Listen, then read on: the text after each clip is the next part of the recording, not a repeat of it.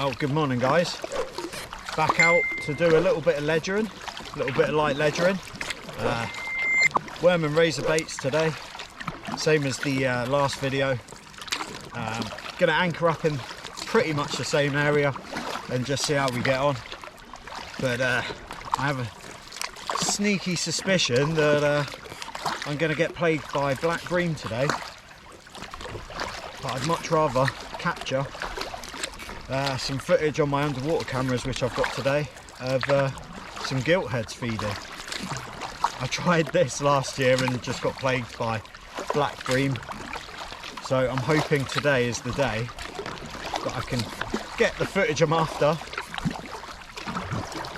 The water seems quite clear, so it should be okay for the Spydro and the Gofish cam. So I'll be fishing that on one rod, and then on the other rod I'll just be doing my regular running ledger rig, which I'll show you both setups when I get out there. Also, the other thing I've brought with me is a little spinning rod, because half the time when I'm out here there's usually a little bit of activity, be that bass or thin-lip mullet. So I've got some meps with me, and I've got some small metals, just in case that kicks off this morning. And it's going to be an absolute scorcher, so I've got the sun cream on as per usual, probably the most important thing today. Don't want to be forgetting that. So yeah, sun cream's on, the bait is prepped, the rods are ready. Are the fish ready? That's the thing. We're going to have to find out. Beautiful still morning though. Yeah, so with the thin lip mullet, last time I was here I was anchored up, and probably about 30 to 40 feet off the nose of the kayak was a shoal of thin lip, and it looked like they're feeding. In fact, there's some, as I'm coming out here, there's a few on the surface there. Hopefully you can see some thin lip mullet. I'm hoping you can see this on the camera. Fingers crossed. I need to get out there first, but that's a good sign. So there's thin lips around. They didn't look very big, probably about £1.5 pounds. Well, there's even more in front. Just in front there. Definitely thin lips. Now I could put the meps on now, but I want to get out, do my underwater footage, which is the main objective for today's video. Fingers crossed I don't need to redo it. There you go, you see how shallow it is. There's still a lot of tide to come in yet, so a little bit of anchor warp. So hopefully this digs in now. Hopefully this bites. Yeah, and there we go. We're anchored up. Pretty much bang on. Right then guys, I'll give you a quick run through of this setup that I'm going to be using today.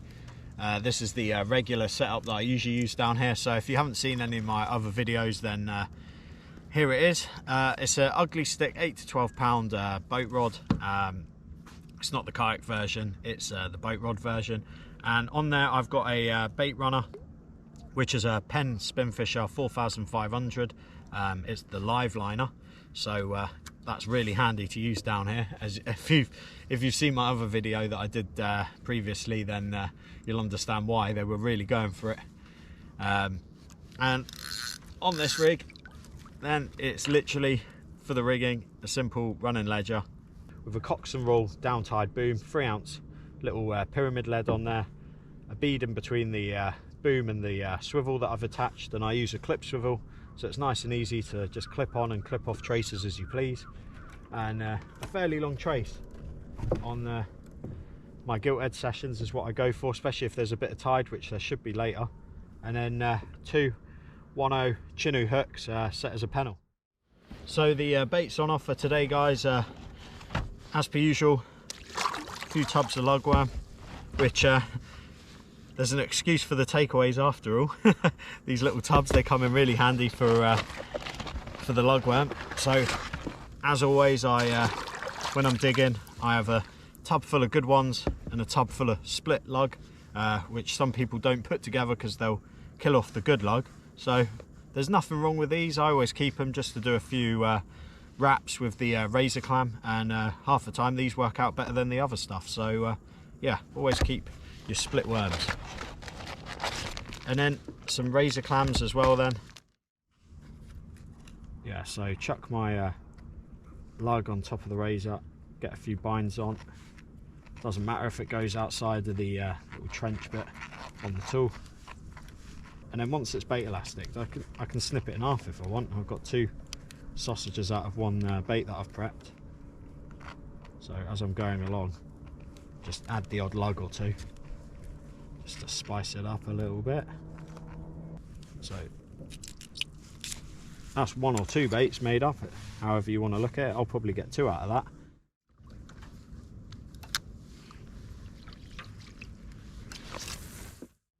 So then guys, let's go through this camera setup then on the other rod.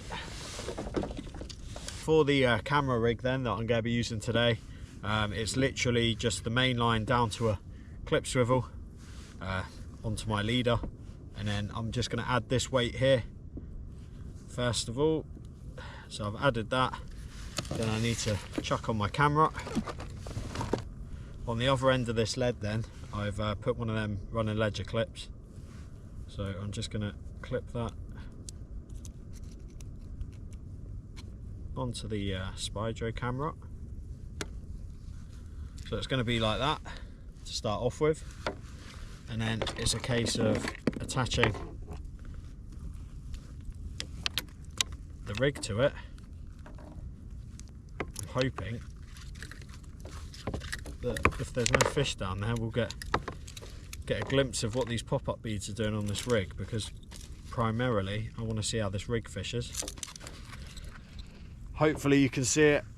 It's going to be the camera with the weight at that end, on the rear end, a little bit of a boom that I've made, another little bit of lead, and then another little bit of lead just to pin down the mono, the hook length, and then have a pop-up bead. So that should be a couple of inches off the bottom, with a floating bait, hopefully to keep the crabs away. And the beauty with the bit of lead there is if I want it to pop up a little bit more, I can just adjust the float stops that I've threaded up the line and just make it a longer drop, and have my pop-up sitting a little bit higher. At the moment it's going to be like that on the bottom, so this is going to be floating up. That's going to be hopefully resting and rolling along the bottom. So when the camera goes down, look out for these orange beads. That's where the bait's going to be.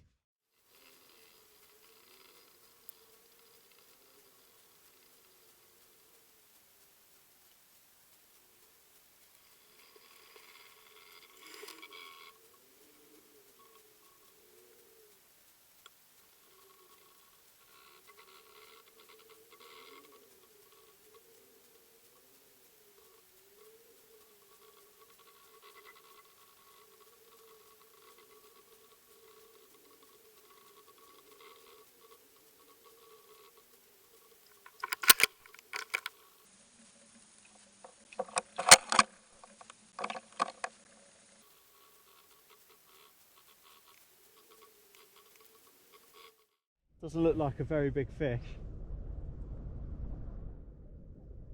I've got a feeling it's either a little schoolie bass or a black bream.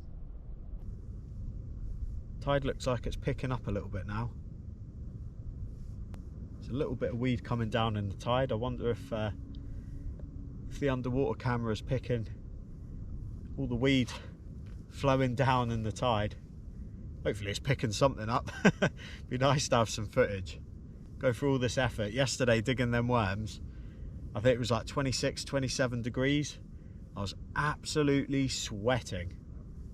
I'm going to use the Spydro at the moment during the plague of the crabs, and just see how that rig performs. That'll be interesting to see if the crabs are trying to get to it and they can't, or if they're all clambered on top of the bait and they're having their wicked way with it.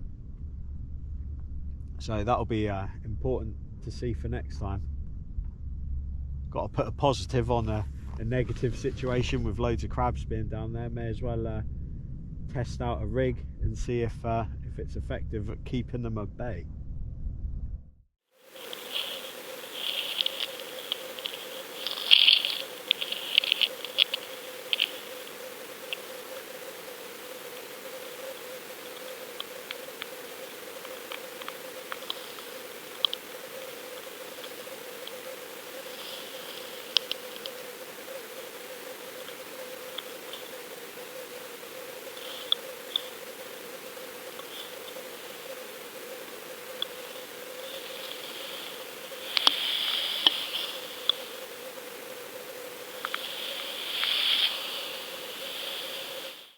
I think later on might be a little bit better to find a fish. It always seems a bit quiet. Oh, until now. Got a bite here. I think this fish is on. Is it? No, not on. That's a good sign. I think this is. It's on, whatever it is. Tighten that drag a little bit. I don't think it's very big. What is it? Black bream, I bet you. Yeah, black bream.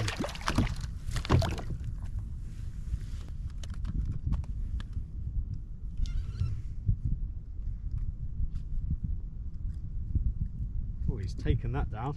That was quite a big bait as well. You seen me make that bait up. That was quite a big bait, and this little black bream's taken it. I could take him for tote bait, but he's a bit small, so I'm going to chuck him back. So getting bites on this one. You could probably tell the difference between the bites on that than the giltheads. That to me looks like black bream. It's like vibrations as well as a thud. Whereas the giltheads in my other video you might have seen, they do like prominent big taps. These just look like, it just looks like a load of black bream picking at the bait. Still put up a nice little scrap on these lighter rods. I mean, they're designed for bream fishing.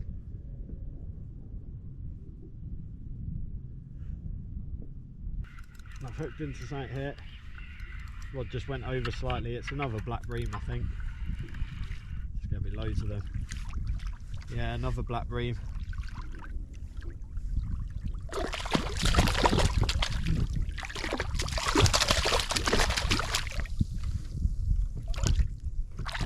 Slightly better one than before.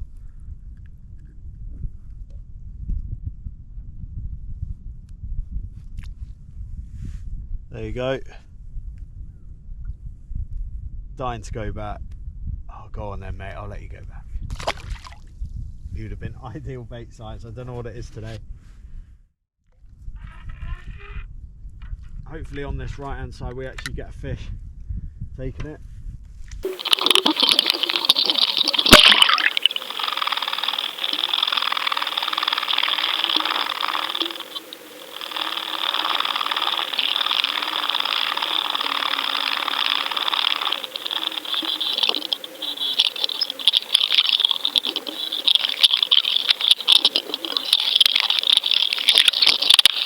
I have to say I'm quite impressed that it's not actually tangled up once yet.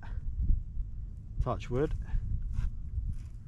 Yeah, it's not tangled up on the cast. Every time I've brought it in it's been alright. Whether it's been like that the whole time it's been down there, I'm not too sure. We'll have to find out. But yeah, I'm impressed that it's not deciding to tangle up when it's dropping down to the bottom. It's been quiet would be an understatement. It's absolutely dead here. Literally two black bream I've had. I'm not sure what the camera footage has picked up so far, but I don't think it's going to be much going by any bite indication on the rod tip. It's been so quiet. So quiet. There's rod on the left. Oh! Oh! No! Missed it. Hopefully he comes back for it. Well guys, that was an absolute shocker. Apart from a couple of bream this morning, and one really good take that I actually missed. I think I got the GoPro on just in time to catch the last glimpse of it before it dropped the bait. I'd just like to say thanks for checking out this video. Yeah, if you enjoyed it, then give it the thumbs up, and hopefully catch you in the next video with some fish. Cheers for now.